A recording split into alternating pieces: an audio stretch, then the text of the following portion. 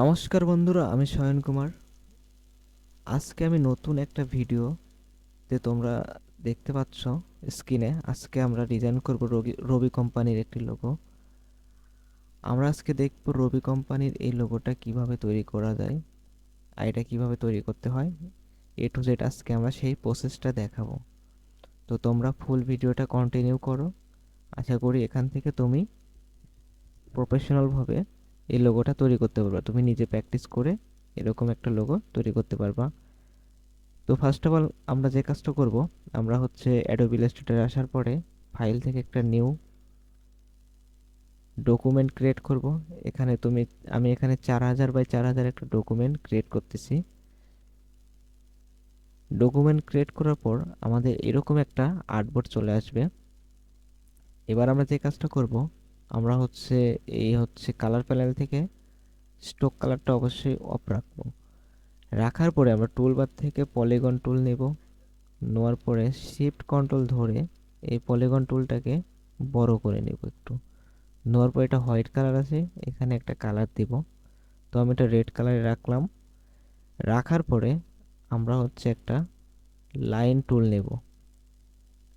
Line tool নেওয়ার পরে শিফটটাকে ধরে লাইন টুলটাকে একটু বড় করে নেব।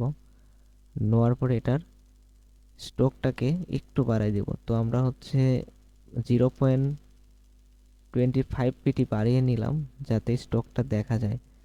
তো এবার যে কাজটা করব, এবার আমরা এই পলিগন টুলটাকে একদম কর্নারে নিয়ে যাওয়ার পরে শিপটাকে ধরে একটু ঘুরিয়ে নেব, একদম স্ট্রেট করে নেব। নেওয়ার পরে আমরা যে কাজটা করব, আমরা এই দুইটাকে সিলেক্ট করব। করার পরে ভার্টিক্যাল হরিজন্টাল অ্যালাইনমেন্ট সেন্টার আর ভার্টিক্যাল অ্যালাইনমেন্ট সেন্টার এই দুইটা করে নেব। তো নেওয়ার পরে আমরা হচ্ছে এটা একটু নিচে নামায় নেওয়ার পর আমরা এটা একটু মাঝ বরাবর রাখবো।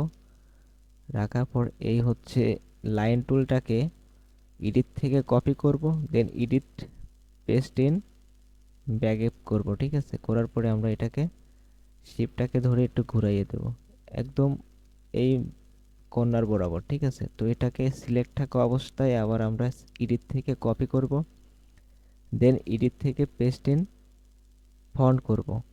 করার পরে আমরা এটাকে আবার সেমভাবে এই কর্নার আর এই কর্নারের মাঝ বরাবর ঘুরিয়ে দেব। তো আমাদের 4 মোড়া ঘোরানো হয়ে গেলে আমরা সব কয়টাকে সিলেক্ট করব। করার পর টুলবার থেকে আমরা এখানে শেপ বিল্ডার টুলটাকে সিলেক্ট করব। অবশ্যই কালার প্যানেল থেকে স্ট্রোক কালারটা অফ করে আমরা এখান থেকে ফিল কালারে যে কোনো একটা কালার রাখবো। তো আমি এখানে ব্ল্যাক কালার রাখছি। সো এখানে ইয়েলো কালারটা রাখলাম আমি। রাখার পরে আমরা আহ, এই হচ্ছে প্রত্যেকটা ঘরে ঘরে একটা করে ক্লিক করবা। ঠিক আছে, শেপ বিল্ডার টুলটা সিলেক্ট করার পরে আমরা এখানে একটা ক্লিক করলাম, এখানে একটা, এখানে একটা, এখানে একটা।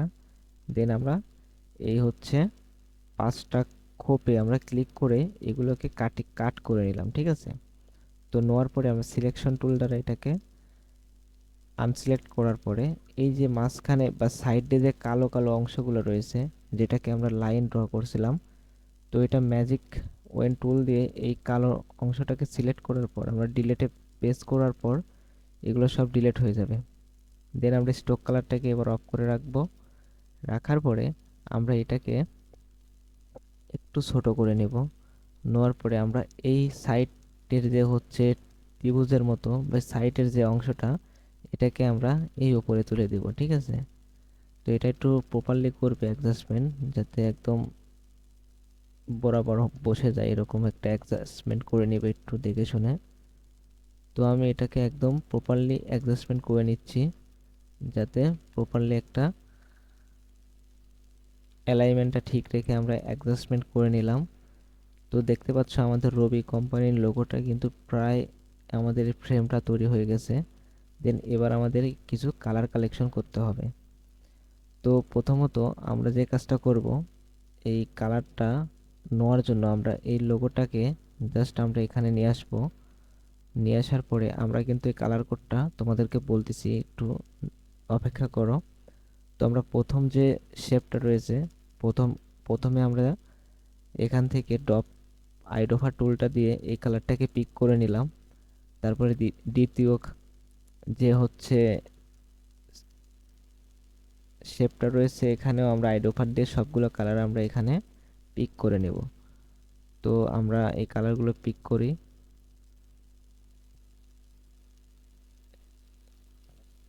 তো আমরা আইডোফার দিয়ে কালারগুলো নেওয়ার পরে, ঠিক আছে, আমরা কালারগুলো নেওয়ার পরে এখন তোমাদের যদি কালার কোডগুলো বলি, তো আমরা এখানে ডবল ক্লিক করব, সোর্স প্যানেলে যাব, দেন এটার কালার কোডটা তোমরা দেখতেই পাচ্ছ এখানে। তো তোমাদের যদি সেই সবগুলো কালারের কালার কোড লাগে তাহলে অবশ্যই আমাকে কমেন্টে জানাবা, তাহলে আমি কিন্তু সবাইকে কালার কোডগুলো দিয়ে দেব। তো এই যে সেই কালার কোড, চাইলে তোমরা স্ক্রিনশট নিয়ে রাখতে পারো, অথবা আমাকে ডেসক্রিপশন বক্সে, আমি আমার ডেসক্রিপশন বক্সে কালার কোডগুলো দিয়ে দেবো, সেখান থেকেও তুমি ইউজ করতে পারো। ঠিক আছে, তো আমরা এই সবগুলো কালার ইউজ করার পরে আমরা এগুলোকে জাস্ট কন্ট্রোল-জি দিয়ে গ্রুপ করব। ঠিক আছে, তো গ্রুপ করার পর আমরা এটাকে একটু ছোট করব, করার পর দেন আমরা একটু মাঝখানে রাখবো। এখানে রাখার পরে আমরা এখানে জাস্ট টাইপ করে দেব রবি।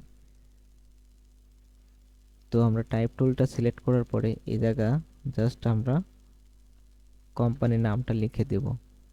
আচ্ছা, দেওয়ার পরে আমরা একটু এটাকে বড় করব, করার পরে দেন ফন্টটাকে সিলেক্ট করে আমরা হচ্ছে এই যে রেগুলার যে ফন্টটা আছে লাইব্রেরি টেন্স, এই ফন্টটাকে আমি সিলেক্ট করে দিলাম।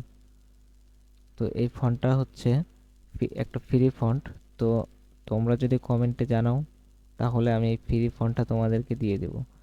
ঠিক আছে, তো এই ফন্টটাকে আমরা অবজেক্ট থেকে এক্সপান্ড করে এটাকে আমরা ফন্ট থেকে আমরা শেপে পরিণত করছি। দেন আমরা এটাকে একটা কালার দেব এখন। তো আমরা এটাকে হোয়াইট কালার দিতে পারি। আচ্ছা, হোয়াইট কালার দেওয়ার পরে আমরা হচ্ছে ব্যাকগ্রাউন্ডে একটা ব্যাকগ্রাউন্ড দেব।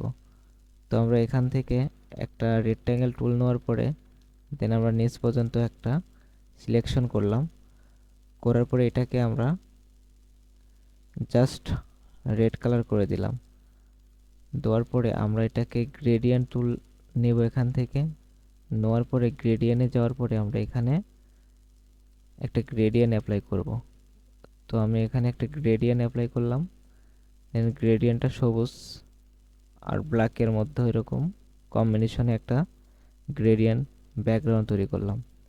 তো এই ব্যাকগ্রাউন্ডটাকে সিলেক্ট করার পর মাউসের রাইট বাটন ক্লিক করে arrange to back to front করে দেব, তাহলে আমার ডিজাইনটা আগে চলে আসবে। তো বন্ধুরা, এই যে আজকে যে ডিজাইনটা, তো এটা কিন্তু আমার ফুললি কমপ্লিট হয়ে গেছে। তো দেখতে পাচ্ছ একদম প্রফেশনালভাবে আমরা কিন্তু সেই রবি কোম্পানির লোগোটা তৈরি করে ফেললাম। তো তুমি যদি আমার চ্যানেলে নতুন হয়ে থাকো তাহলে অবশ্যই চ্যানেলটাকে সাবস্ক্রাইব করে দিও, আর বন্ধুদের মাঝে শেয়ার করে দিও। এরকম ইন্টারেস্টিং ভিডিও পেতে অবশ্যই একটা লাইক দিও।